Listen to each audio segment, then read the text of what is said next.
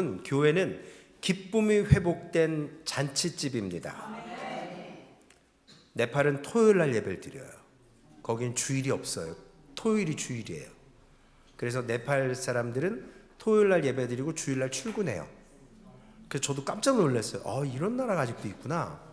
오랜 전통이기 때문에 몇 차례 시도했다가 다시 그냥 토요일 날 학교도 쉬고 거버먼트도 쉬고 교회는 예배 드리고, 그래서 선교사님들은 토요일 날 각자 사역지에서 예배하고 주일 날 모여서 네팔 유일한 한인교회가 딱 한 군데 있는데 선교사들하고 성도님들이 모여서 예배드리는 네팔 한인교회에서 또 주일날 예배드리고, 그래서 유일하게 전 세계 어디에서도 볼 수 없는 선교사들의 그 끈끈한 예배와 연합이 있는 곳이 네팔이더라고요.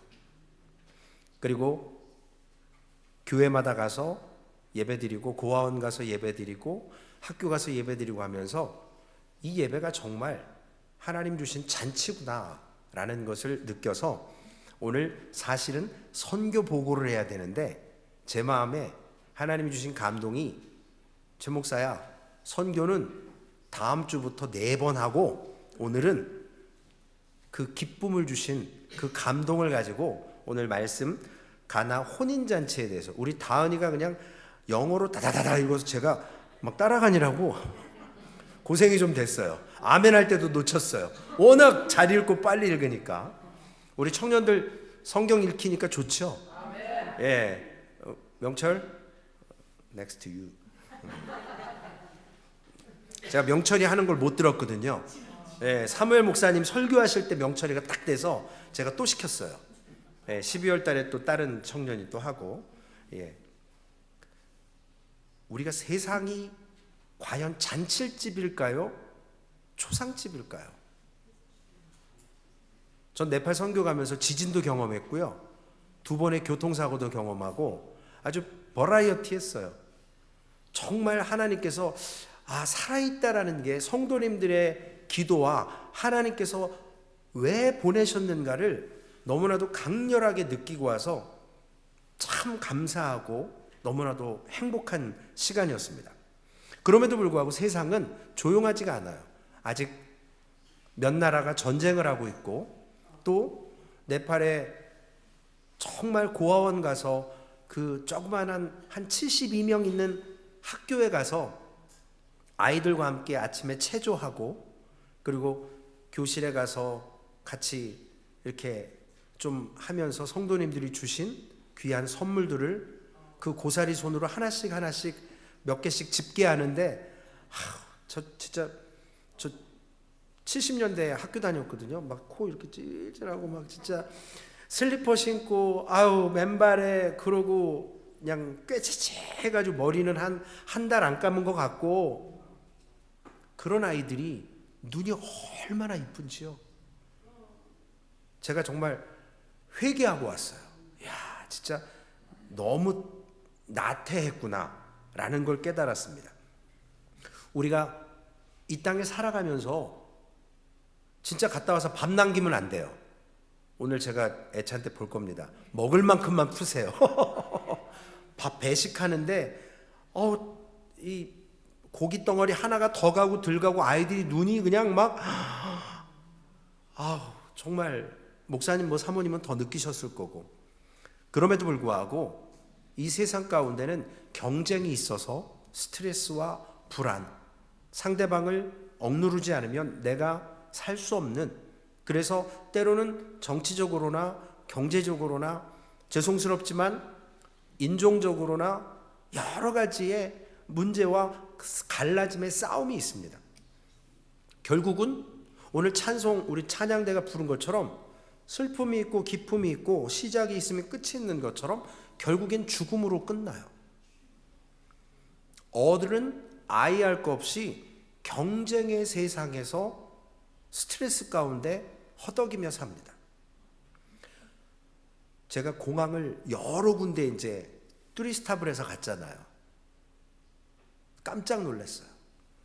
야, 저도 사실은 선교 가는 거고 여행이지만 그 수많은 사람들이 정말 죽도록 즐기기 위해서 여행 다니는 걸 보면서 깜짝 놀랐어요. 사모하고 쳐다보면서 장로님하고, 야, 이 시간에 저 아줌마들은 어디 가는 걸까? 저 아이들은 어디 가는 걸까? 다 여행 가는 거겠죠? 대부분. 성경이 바라보는 것은, 성경이 바라보는 세상은 첫째, 어둡습니다. 그리고 성경이 세상을 말할 때는 절망적입니다. 왜 그럴까요? 타락의 결과로. 인류가 범죄함으로 하나님을 등지고 에덴 동산에서 하나님과 살다가 쫓겨났습니다. 그리고 지난 20세기 동안 수많은 사람들이 유토피아라고 해서 정말 이 땅에 천국을 만들어 보겠다라고 노력하고 힘쓰고 애썼지만 결국 인간은 자기 중심적인 이기적인 존재들이고 하나님을 향해서 늘 반기를 들고 결국 죄인으로 결국은 잔치집보다는 초상집에 가까운 그러한 삶을 살고 있습니다. 네팔의 신이 3억 2천만 개의 신이 있답니다. 우리 옛날에 뭐 문지방 밟으면 안 된다 그러고 이사할 때 손 없는 날 따지고 그런 것처럼 집 앞에마다 뭐 우상은 말할 것도 없고 막 노란 꽃 같은 거 염료 같은 거 색깔 같은 거 뿌려놨는데 다 그게 아침마다 제사하는 거예요. 정말 그렇게 더러운 종교는 처음 봤어요. 와, 정말 가는 곳곳마다 이런 가운데서 행복을 느끼려고 해요. 그리고 심지어는 어떤 사원에 갔더니 성적으로 가장 음란한 그림들을 그려서 신을 기쁘게 한다라는 거예요. 사람들이 성적으로 타락해야 신이 기뻐한대요. 누구를 위한 거예요? 신을 위한 걸까요? 인간을 위한 걸까요? 인간을 위한 거죠. 타락이에요. 사람은 기쁨을 원하지만 현실은 허무하고 슬픔뿐밖에 없습니다. 그리고 그것은 오래가지 않아요. 오늘 본문은 여러분 너무나 잘 아는 가나 혼인잔치 결혼식의 이야기입니다. 예수님과 어머니 마리아가 함께 동행한 걸 보면 추측상 가까운 친척이나 먼 친척이었을 가능성도 있습니다. 그러나 성경은 얘기하진 않아요. 그리고 거기에는 혼인잔치가 적어도 일주일 정도는 계속 잔치가 일주일 연속으로 밤낮 없이 진행됩니다. 그리고 꼭 준비해야 될 것이 포도주였어요. 그래서 잔치를 책임지는 연회장이라고 하는 사람은 사람들의 숫자와 날짜를 따져서 포도주를 적당히 분배를 시키고 나중에 모자랄 것 같다 생각되면 적당히 물을 타서 포도주가 처음에는 진했지만 점점 포도주가 묽어지는. 왜냐하면 감당이 안 되니까요. 여러분 전라도 가면 장례식이나 결혼식 때 빠지면 안 되는 음식 있죠? 전라도 가면 너무 미국 생활 오래 하셔서 모르시죠? 홍어, 홍탁, 막걸리에다 탁 집어넣어서 삭힌, 한번 씹으면 코가 뻥, 제가 지금 그거 먹으면 코가 뻥 뚫릴 거예요. 근데 없어요. 제가 잘 먹거든요. 못 먹는 게 거의 없어요, 제가. 그래서 장례식 같은 데 가면 제 후배 목사들은 못 먹어요. 그래서 막 저한테 밀어오는데 저는 뭐 막걸리에 섞었든 뭐 했든 뭐 삭혔든 뭐 했든 그냥 감사합니다. 주는 대로 먹어요. 그래서 건강한 것 같긴 합니다. 그래놓고 감기는 걸려왔죠. 희석된 포도주를 나눌 수밖에 없어요. 요한복음 2장 10절에 보면 말하되 사람마다 먼저 좋은 포도주를 내고 취한 후에 낮은 것을 내거늘 그대는 지금까지 좋은 포도주를 두었도다 라는 말이 있습니다. 이만큼 포도주가 얼마나 혼인잔치에 중요했는지 어떤 고대 문헌에 보니까 이 포도주가 떨어져서 소송을 건 하객들이 있었더라고요. 그런 기록도 남아 있어요. 그럴 정도로 이 연회에 포도주는 귀했고 연회장은 그 포도주 분배를 잘 계산해야 될 의무가 있었습니다. 얼마나 지금 요한복음 2장에 나와 있는 혼인잔치에 포도주를 얼마나 준비했는지 모르겠지만 사람이 많이 와서 그랬는지 모르겠지만 포도주가 똑 떨어졌어요. 연회장이 지금 실수한 거죠. 하객들이 지금 소송하기 일보 직전이에요. 그런데 거기에 갑자기 예수님의 육신의 어머니였던 마리아가 개입을 하기 시작합니다. 아들 예수님께 툭 던져요. 뭐라고 하죠? 저들에게 포도주가 없다라고 예수님에게 넌지시 마리아 어머니가 얘기를 합니다. 그랬더니 예수님이 본문 4절에 보면 여자여, 아들이 감히 엄마한테 여자여, 이 버르장말이 없는, 그게 아니고 당시의 여자여는 대부분의 여성분들을 지칭하는 용어였습니다. 우리 한글 성경으로 번역되니까 버르장머리 없는 것처럼 보이는데 원어에는 그렇지 않아요. 그래서 어머니 그랬으면 좋겠지만 공적인 자리니까 여자여, 나와 무슨 상관이 있나이까? 내 때가 아직 이르지 아니하였습니다.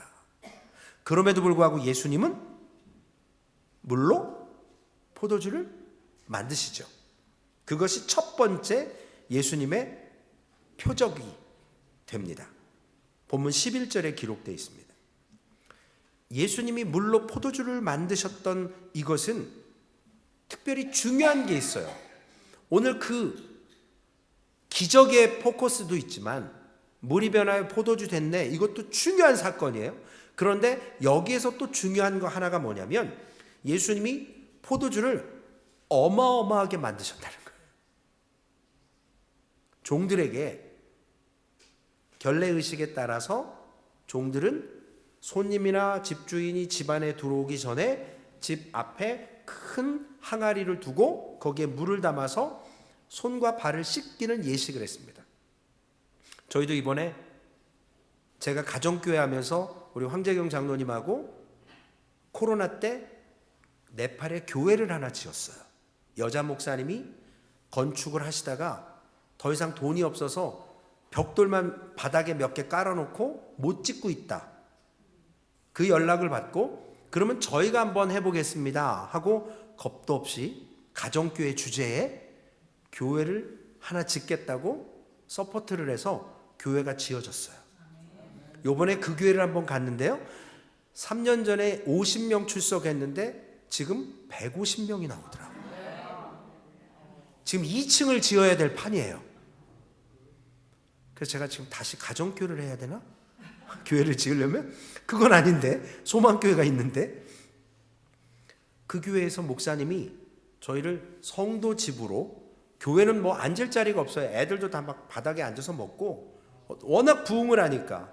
그래서 몇 분 걸어서 성도님 댁에 가서 식사 준비를 하시는데 정말 돗자리 같은 거 깔아놓고 약간 조그만 전등 하나 희미한데 식사할 때 되니까요, 주전자하고 우리로 얘기하면 양동이 같은 거 대야죠, 갖고 와서 일일이 한 사람 한 사람 손을 닦게 해주더라고요.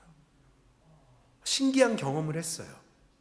그래서 성경에 나와 있는 이러한 정결 예식에 대한 모습들, 종들이 손님에게 했던 모습들을 저희가, 종은 아니지만 경험을 하면서 make sense 하다라는 걸 경험을 했습니다.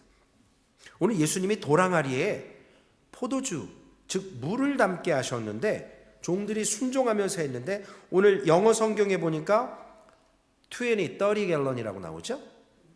80에서 120리터 정도, 20에서 30갤런의 그 돌 항아리에 물을 가득 채웠는데 그게 장장 6개예요. 그러니까 몇 갤런이냐면 제가 계산해 봤어요. 132갤런에서 185갤런의 포도주가 만들어졌어요.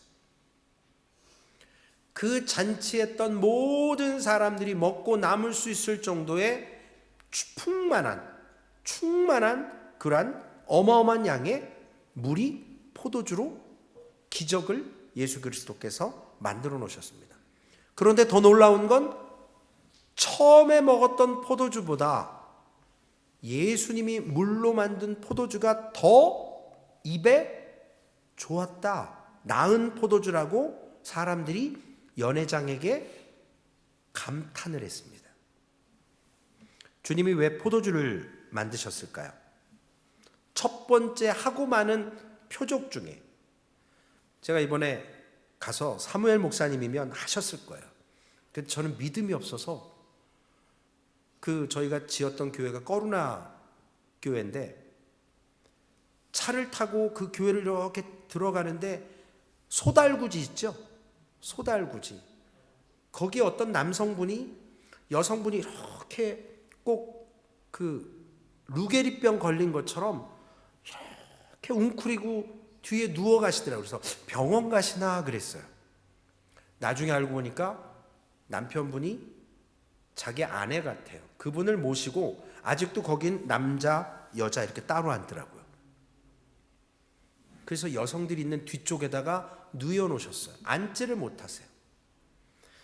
나중에 그쪽 지역 목사님이 이제 설교를 하시고 저더러 안수를 하라고 이제 앞에 이렇게 쭉 나오셨는데, 그분이 딱 이렇게 남편의 의지에서 이렇게 앉아 있는데, 여자 목사님이 그분을 손을 잡고 기도하고, 제가 안수하려는데 제가 믿음이 없었어요.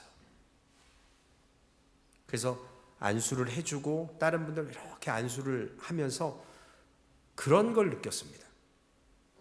정말 하나님께서 왜 병자를 낫거나 티가 나고 확 드러나는, 야 나 예수야 라고 하는 그런 사역을 하시지 않고 아무도 모르게 종들과 어머니와 자신만 아는 물로 포도주를 만드셨을까?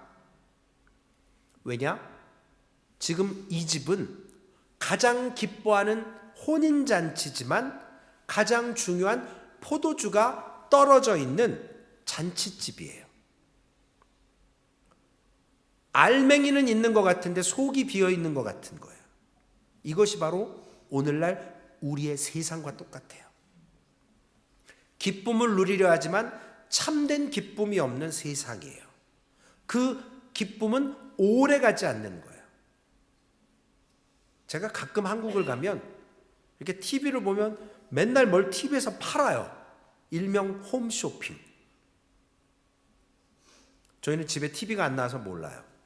근데 요즘에 이제 아마존 뭐 이제 이런 걸로 막 쇼핑을 하잖아요. 그러면 사람들이 우울하고 좀 그러면 막 애들 말로 명철, do you know that mean? 질러. 알아? 무슨 민인지? 막 돈을 쓰는 거예요. 카드를 막 긁어요. 그래서 물건을 막 사요. 그럼 뭔가 가진 느낌? 내가 부자 된 느낌? 내 기분이 우울했던 게 뭔가를 사면 기분이 잠깐 좋아져요. 근데 또 며칠 있다가 리턴해요. 기분 안 좋으면. 사람들이 그래요. 오래 가지 않아요. 저는 아무리 산의 진미를 먹어도요, 한 2시간 지나면 배고파요. 뭘 먹긴 먹었는데 오래 가지는 않아요. 소화가 되니까. 그 기분이 1년 가지 않아요. 며칠 가지 않아요. 왜냐? 기쁨을 맛보기에 요즘 젊은이들이나 사람들은 어떤 맛집, 미슐랭, 뭐 5스타 이런 데 가서 막 줄 몇 시간씩 서서 그걸 기다려서 먹기 전에 사진 찍고 먹어요. 근데 기쁘진 않아요. 잠깐의 만족뿐입니다. 잠깐의 기쁨이에요. 그런데 주님은 포도주가 떨어져서 기쁨이 이제 없어지는 그곳에 물로 포도주를 만드셔서 예수님께서 이 땅에 메시아로 오신 가장 중요한 목적을 보여주셨어요. 시편 104편 15절에 보니까 사람의 마음을 기쁘게 하는 포도주라 그랬어요. 저는 술을 먹지 않아서 잘 몰라요. 그러나 알코올이 몸에 들어가면 기분이 좋아진다고 그러더라고요. 저는 성찬 예식할 때도 진짜 가나 혼인잔치에서 그때 가져왔던 포도주로 우리 성찬 예식 한번 한 적 있죠. 막 독해서 저는 막 여기가 막 타들어가는 것 같고 기분이 별로 안 좋아요.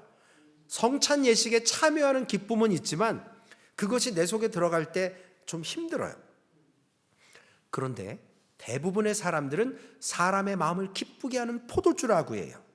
전도서에서도 전도서 10장 19절에 포도주는 생명을 기쁘게 하는 것이다 라고 말을 해요. 기쁨을 가장 잘 드러내는 상징적인 것이 바로 포도주라는 거예요. 그런데 그 기쁨을 대표하는 포도주가 오늘 기뻐해야 될 잔치집에, 혼인잔치집에 떨어져 버린 겁니다. 이 세상이 수많은 종교가 있고 신이 있지만 사람들은 기뻐할 수 없어요. 왜냐? 만족하지를 못합니다.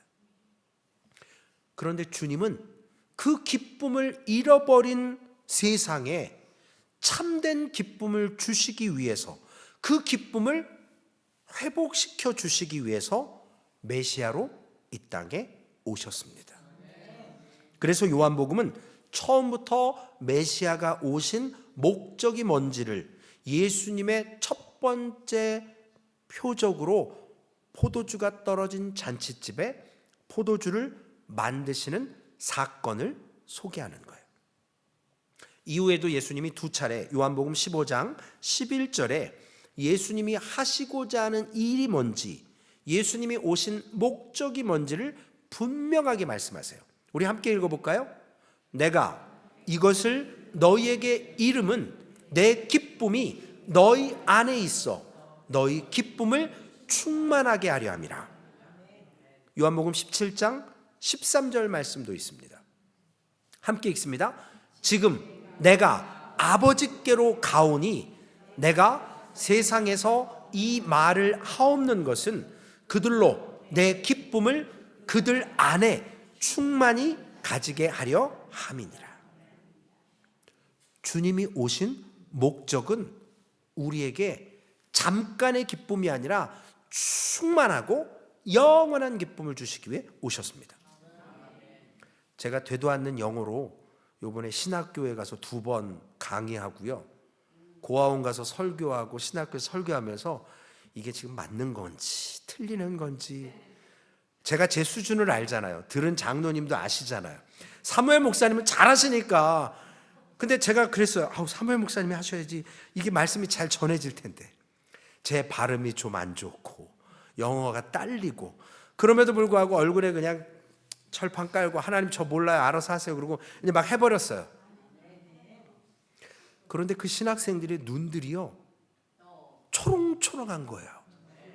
그리고 질문을 하면 답을 너무 잘하는 거예요.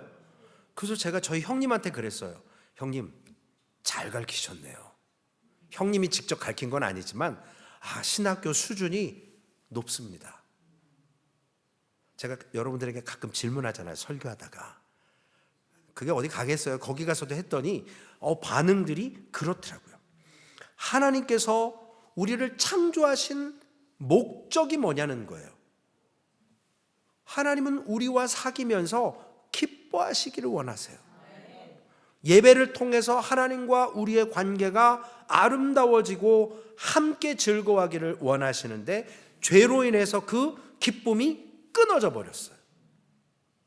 근데 그걸 다시 회복시키고 성취하기 위해서 보내신 분이 예수 그리스도라는 거예요. 세상의 그 어떤 종교도 이런 기쁨을 회복시킬 수 있는 능력이 없다라는 거예요. 그래서 only one way예요. only Jesus Christ예요. 그분밖에 없어요. 그래서 우리가 그분을 믿는 겁니다. 3억 2천만 개면 뭐 할 거냐고요. 숫자 많아봐야 다 쓸데없는 것들이에요. 능력 없는 것들이에요. 그러나 한 분이지만 예수 그리스도 그분이 우리의 영원한 기쁨을 회복시켜 주신다는 거예요. 요번에 그 바퍼 다일 공동체라고 하는 곳에 가서 저희 형님이 저를 좀 고생을 시키려고 하셨는지 가서 봉사를 하게 하시더라고요. 그래서 무릎 꿇고 앉아가지고 안에서 장로님하고 사모가 이렇게 배식을 해서 주면 그걸 주면서 축복합니다, 사랑합니다 하고 서로 이렇게 인사하면서 감사합니다 하는데 얼마나 눈물이 나는지요. 미안하더라고요. 그 닭고기 두세 조각하고 밥하고 이렇게 거기 이렇게 습처럼 밥 위에다 부어주는데 막 너무 부끄러운 거예요. 이따가 점심에 저 밥 좀 조금만 주세요. 갔다 오자마자 제가 이렇게 먹으면 뭐가 되겠어요. 막 이렇게 제가 섬기는 건 아니지만 이 아이들은 그 아침을 먹겠다고 학교 가기 전에 막 6시부터 일어나가지고 와서 줄 서 있어요. 그 모습을 보면서 너무 막 그러고 한 6살짜리 애가 3살짜리 자기 동생 밥 먹인다고 막 애는 안 씹어지는데 밥 숟가락을 퍼갖고 입에다 막 그냥 쑤셔 넣는 거예요. 그러니까 애는 이게 안 되니까 물 먹고 막 꿀떡꿀떡 넘기고 빨리 안 먹는다고 머리통 한 대 때리고 그걸 보고 앉아있는데 미안하더라고요. 아직까지 선교 현장은 그러한 모습들을 통해서 우리의 연약함, 우리의 교만함 이런 것들을 자꾸 깨닫게 하시더라고요. 거기에서 기쁨을 느꼈어요. 거기에서 회개하며 거기에서 감사를 느꼈습니다. 거기에 특별히 몇 년간의 사역을 마치고 한국으로 이제 다시 본국으로 돌아오는 네팔 남자 목사님과 한국 여자 선교사님 부부 가정을 만났어요. 아이 이름이 이든이에요. 이든. 이번에 최일도 목사님 페이스북 보니까 한국으로 들어와서 같이 이렇게 또 하셨더라고요. 에덴 동산의 본래 의미가 뭡니까? 기쁨이에요. 리조이. 즐거움이에요. 환희예요. 근데 우리는 거기에서 죄로 쫓겨났거든요. 그런데 하나님은 사람들에게 하나님께서 주신 이 free will, 자유의지를 주셨는데 우리는 그걸 선악과 따먹는데 잘못 썼어요. 지금도 우리는 선악과를 따먹진 않지만 하나님이 좋아하시는 것보다는 내가 좋아하는 것을 선택하는 일이 많다라는 겁니다. 그것은 하나님의 창조 목적을 자꾸 깨뜨리는 거예요. 예레미야 선지자는 아담과 하와의 본질이 어떤지, 그들의 한 일이 무엇인지 리얼하게 예레미야 2장 13절에 기록하고 있습니다. 함께 읽습니다. 내 백성이 두 가지 악을 행하였나니 곧 그들이 생수의 근원되는 나를 버린 것과 스스로 웅덩이를 판 것인데 그것은 그물을 가두지 못할 터진 웅덩이들이니라. 죄의 본질은 생수의 근원된 하나님을 버리는 거예요. 하나님을 기억하지 않는 것, 그것이 바로 죄의 본질입니다. 그리고 웅덩이가 물을 담아야 되는데 터져버려서 아무리 쏟아부어도 물을 담을 수 없는 것, 그것이 허망한 것이에요.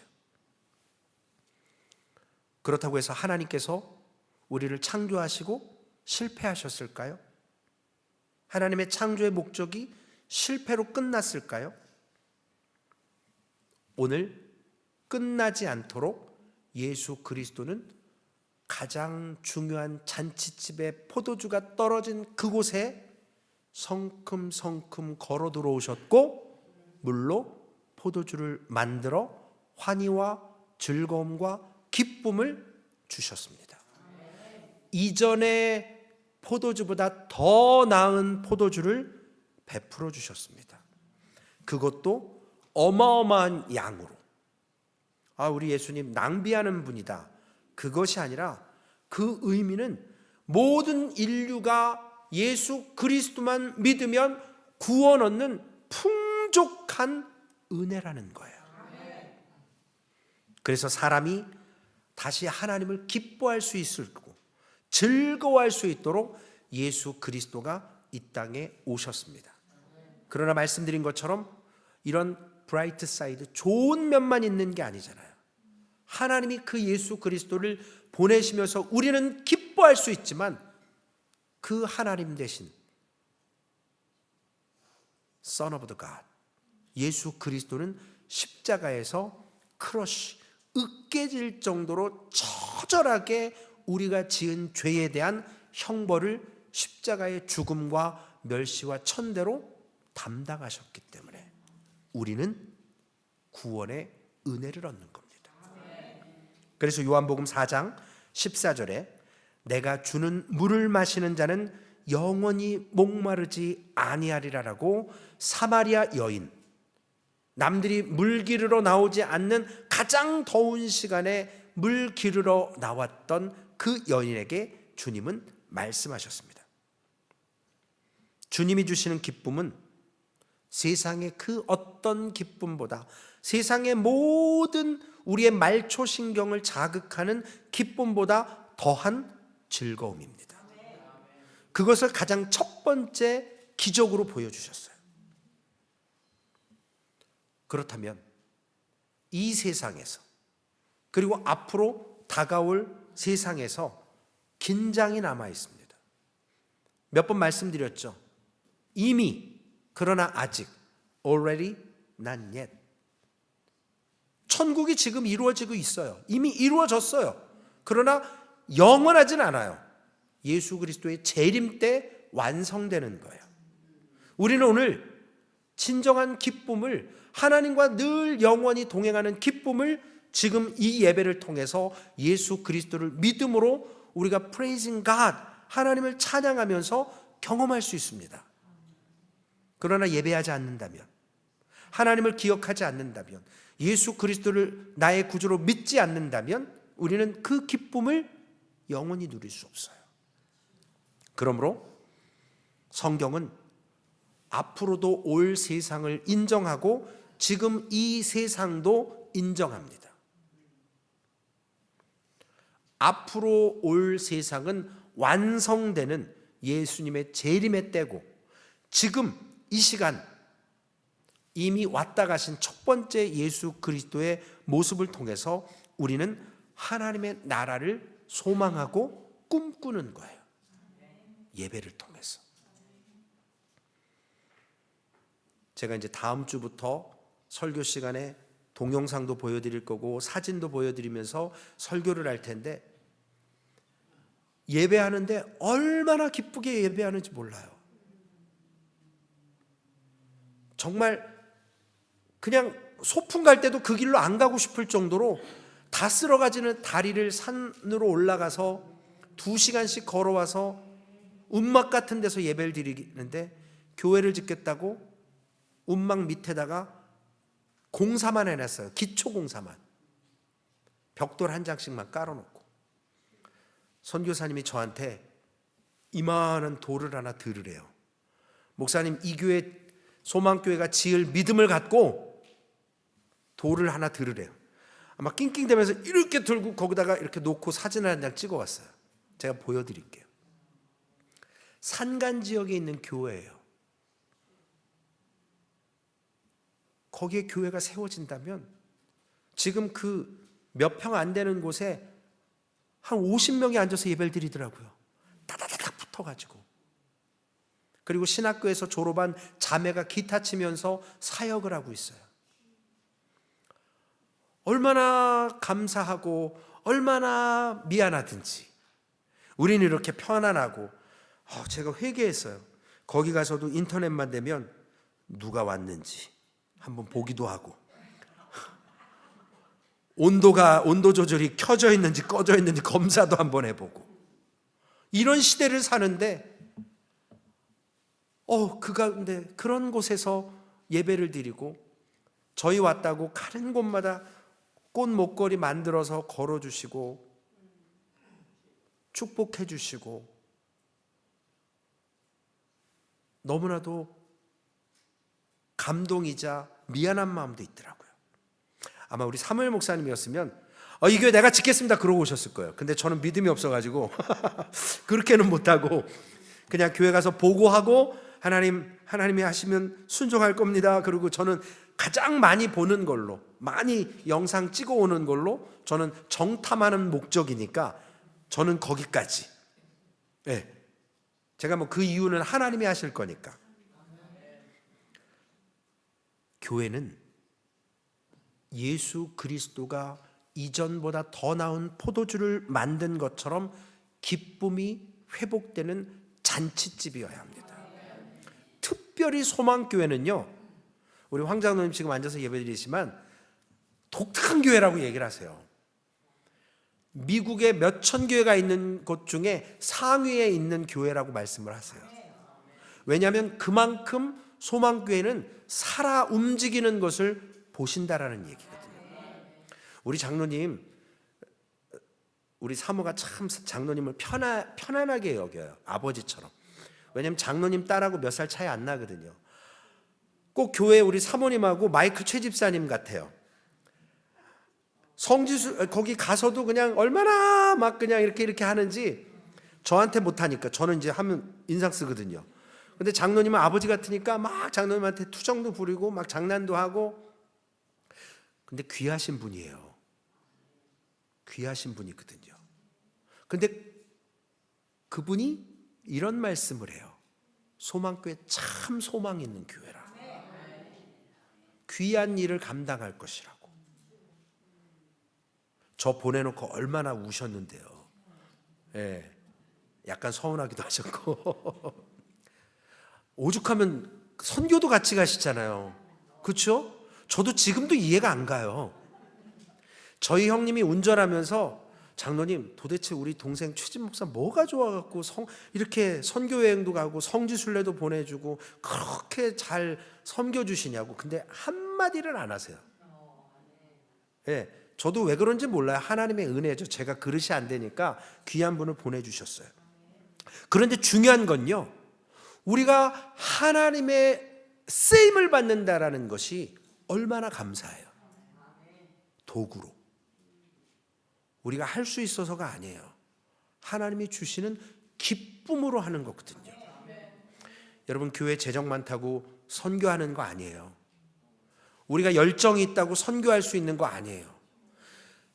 소망교회 처음 설교하러 왔는데 딱 1년 만에 선교를 보낸다? 진짜 이상한 교회예요. 소망교회 너무나도 귀한 교회예요. 제가 가면서도 하나님, 세상에 이런 교회 흔치 않잖아요. 어떻게 이럴 수 있죠? 너무나도 감사하더라고요.